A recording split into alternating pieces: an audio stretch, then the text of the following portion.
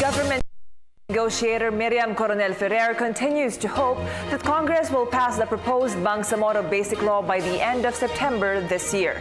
This even as BBL deliberations in the lower house continue to face quorum problems. In the Senate, plenary debates have yet to begin on the Marcos version of the BBL. Again, here's Freddie Abando.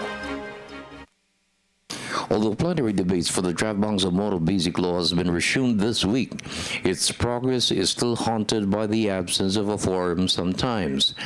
Because of this, Buhay Party List Congressman Lito Atienza has been active in questioning the attendance of members.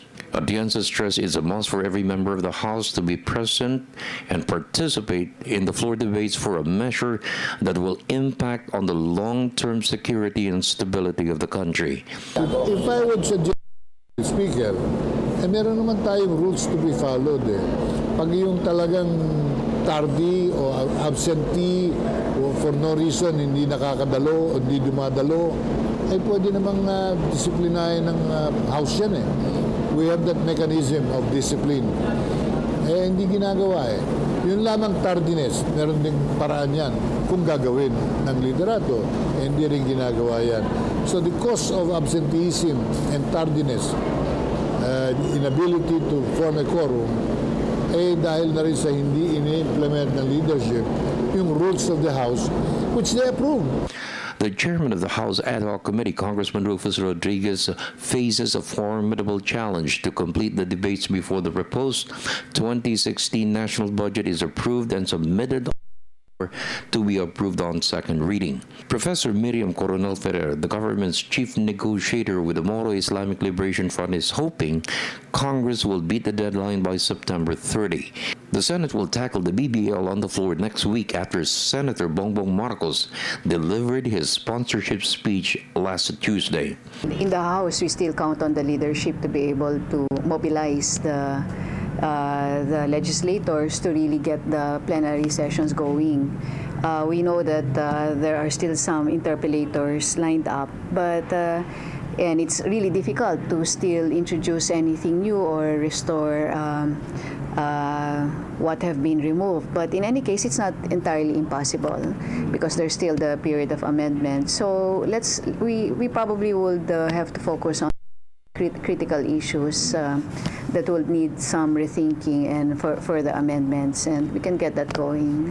The House debates could take some time since the Bangsamoro Transition Commission submitted a partial list of provisions amended and deleted for their restoration by the Rodriguez Committee. In a meeting of the Commission and the Ad Hoc Committee, it was agreed to review the 28 provisions.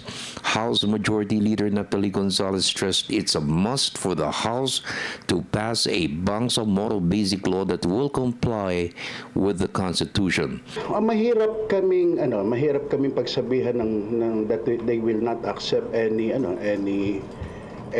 watered down version. And yung watered down, yung pag sinabi mong watered down version, it's relative. Watered down as they are concerned. But kami naman on the part of the House, we like it to be constitutionally compliant. Mahirap naman sa amin na hindi constitutionally compliant. Even if it is not watered down, kung halimbawa hindi watered down yan, pero it's not constitutionally compliant, it's the same thing.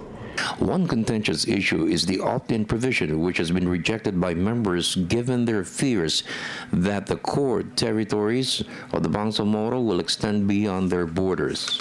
Another core issue is the exclusive powers of the Bangsamoro region over natural resources within its territory, from 4 minerals to include natural gas, petroleum, coal, and uranium to strategic minerals.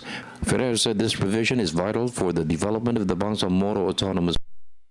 These have been very contentious items when we were still negotiating, and we thought we had a good solution.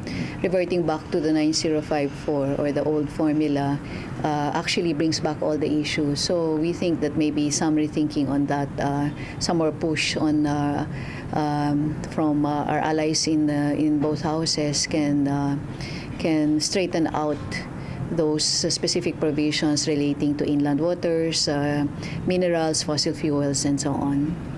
Changing the nomenclature from Bangsamoro to Bangsamoro Autonomous Region, from territory to areas, from central to national government, which changes the framework agreement on key principles on the asymmetric relationship of the central and Bangsamoro government, is also a major concern for the Transition Commission. They also pushed for the restoration of the provision on the wali, who is considered as the titular head of the Bangsamoro. But then Rodriguez said these are provisions which could be misinterpreted as features of a sub-state. Ferrer says there is a middle ground to resolve these issues. Bangsamoro is the autonomous region, but whether to call it Bangsamoro Autonomous Region or the Bangsamoro, that shouldn't really matter in the long run. I mean, we can have an autonomous region attached to the title of the law or to the region, even in small letters. So it doesn't really matter. But somehow it